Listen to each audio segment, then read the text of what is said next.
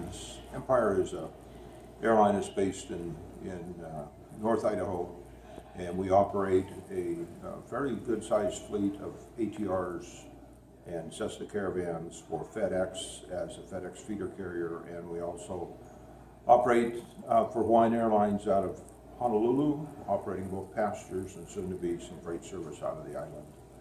I'm also the chairman of the Regional Air Carrier Cargo Association, and we are a member of the Regional Airline Association.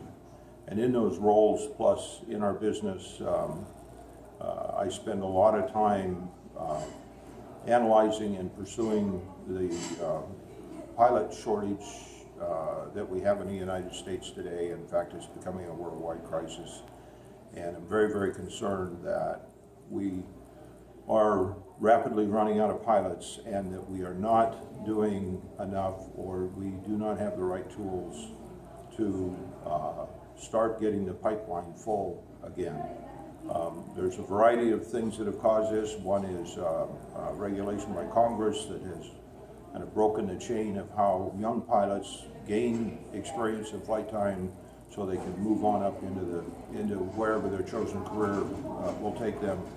And that is the commonly known as the Kogan rule, where the 121 air carriers are required to have ATP-rated first officer in the right seat. The other things that are happening is retirements are accelerating. There's a lot of growth in demand for pilots worldwide, and probably the most scary part of it is that the number of people, young people that are entering aviation today versus what it was 20 or 30 years ago is dramatically reduced. And so we're working to try to find collective solutions and find out what the answers are. There are people in the industry and different types of airlines that are affected differently by this. The major airlines right now still have an adequate supply of people to draw from, but those people are the ones that are working for carriers like ourselves and for the regional carriers.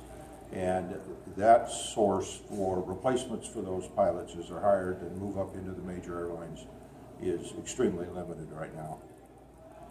So it is something that I think deserves a nationwide recognition, and I believe it's something that not only the FAA, but our Congress and our government should be helping us look for solutions to what ultimately, I think, in a few years will turn into a major crisis for the aviation community.